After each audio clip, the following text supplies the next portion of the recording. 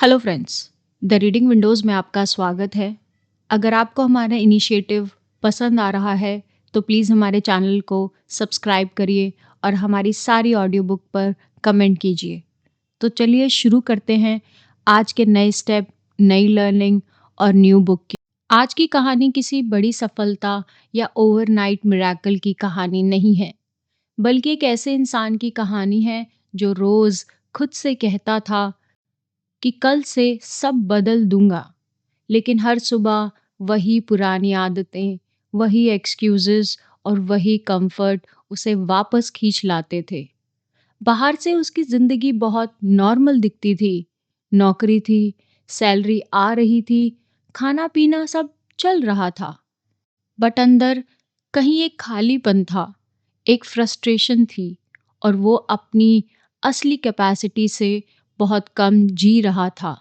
हर रात सोने से पहले वह प्लान बनाता था कि कल जल्दी उठेगा, वर्कआउट करेगा और अपने गोल्स पर भी काम करेगा। लेकिन सुबह अलार्म बजते ही स्नूज़ बटन प्रेस हो जाता था और उसके सपने फिर से टल जाते थे। और इसी डिसअपॉइंटमेंट और सेल्फ डाउट के बीच एक दिन उसकी नज़र एक किताब पर पड़ी। इस किताब की पहली लाइन थी, discipline is choosing what you want most over what you want now. और यही कहानी का टोन बदलने लगता है, क्योंकि इस किताब से उसे एहसास मिलता है कि उसकी प्रॉब्लम लेजीनेस नहीं है, बल्कि डिसिप्लिन को गलत समझना है। डिसिप्लिन का मतलब सख्त जॉयफुल लाइफ को जीना नहीं है, बल्कि अपने फ्यूचर सेल्फ का रिस्पेक्ट करना है। वो फ्यूचर जो आज के छोटे डिसीजंस का रिजल्ट होगा। किताब बहुत साफ तरीके से बताती है कि मोटिवेशनल अनरिलायबल होती है। वो मूड के साथ आती जाती रहती है, लेकिन डिसिप्लिन तब भी काम आता है जब मन नहीं करता, जब एनर्जी लो होती है और जब कोई आपको देख नहीं रहा होता। धीरे धीरे वह इंसान ये समझने लगता है कि जिंदगी एक बड़े गलत फैसले से नहीं बिगड़ती, बल्कि रोज के छोटे कॉम्प्रोमाइजेस से बिगड़ती है। आज काम टाल दिया, आज कंफर्ट चुन लिया, आज खुद से झूठ बोल लिया, और यही छोटे डिसीजंस जब हैबिट बन जाते हैं, तो पूरी जिंदगी की डायरेक्शन चेंज हो जाती है। किताब यह भी सिखाती है कि बड़े बदलाव ओवरनाइट नहीं आते, बल्कि छोटे डेली एक्शन से आते हैं। इसलिए वह गोल्स को छोटे स्टेप में तोड़ना सीखता है, सिंपल और रियलिस्टिक रूटीन बनाता है और हैबिट्स पर काम करना शुरू करता है। रास्ते में वह कई बार फेल होता है, रूटीन टूटता है, डिस्ट्रैक्शन से जीत जाता है, सेल्फ डाउट भी वापस आता है। बट किताब बार बार यह याद दिलाती है कि डिसिप्लिन का मतलब कभी ना गिरना नहीं होता, बल्कि बार बार गिरकर कामली वापस उठना है।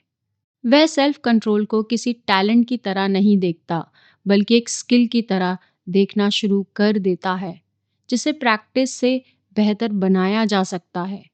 वह डिस्ट्रैक्शन से लड़ने के बजाय उन्हें मैनेज करना सीख लेता है और अपने इन्वायरमेंट को कॉन्शियसली डिज़ाइन करता है, और यह समझता है कि बार बार शॉर्ट टर्म प्लेजर छोड़कर लॉन्ग टर्म गोल को चुनना ही एक डिसिप्लिन की असली प्रैक्टिस होती है।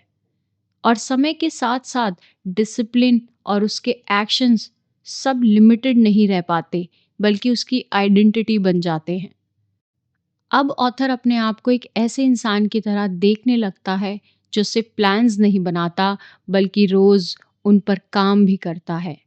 जो हर दिन मोटिवेटेड नहीं फील करता, लेकिन हर दिन कमिटेड फील करता है।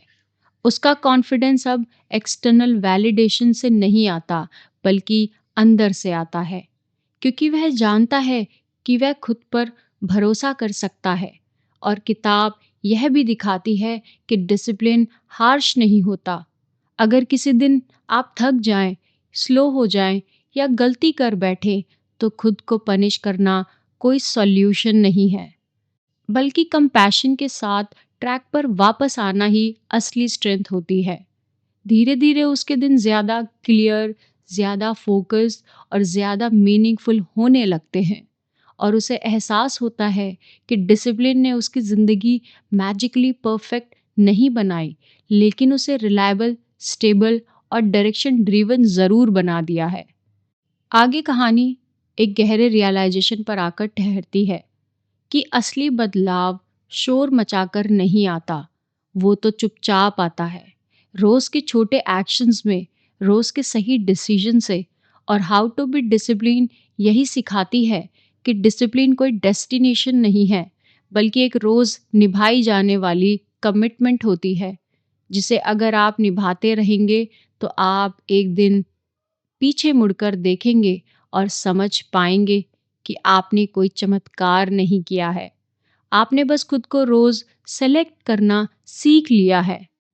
और अब जब ये कहानी अपने अंत की ओर आती है, तो असल सवाल यही बचता है कि यह सिर्फ एक कहानी थी या आपके लिए एक आईना।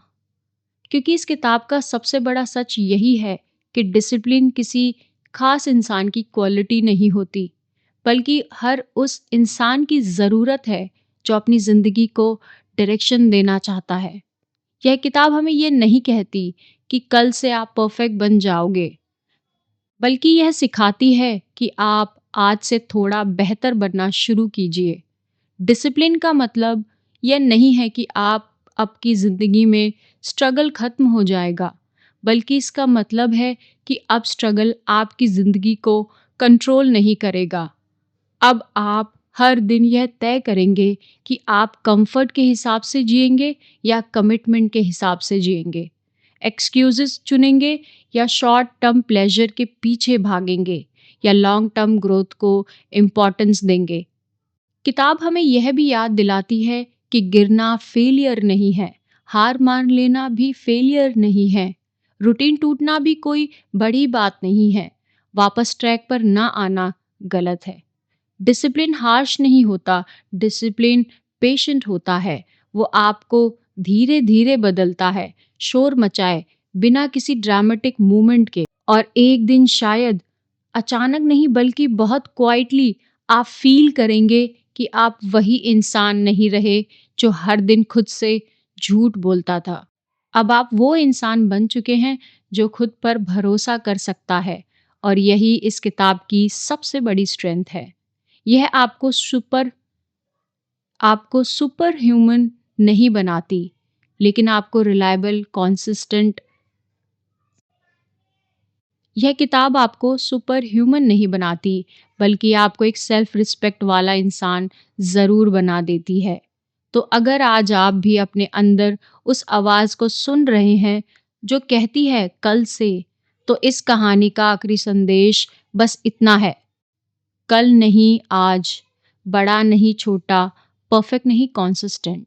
क्योंकि डिसिप्लिन कोई मंजिल नहीं है, यह एक रास्ता है जो जिस दिन आप उस रास्ते पर चलना शुरू कर देंगे, उसी दिन आपकी ज़िंदगी सच में बदलनी शुरू हो जाएगी।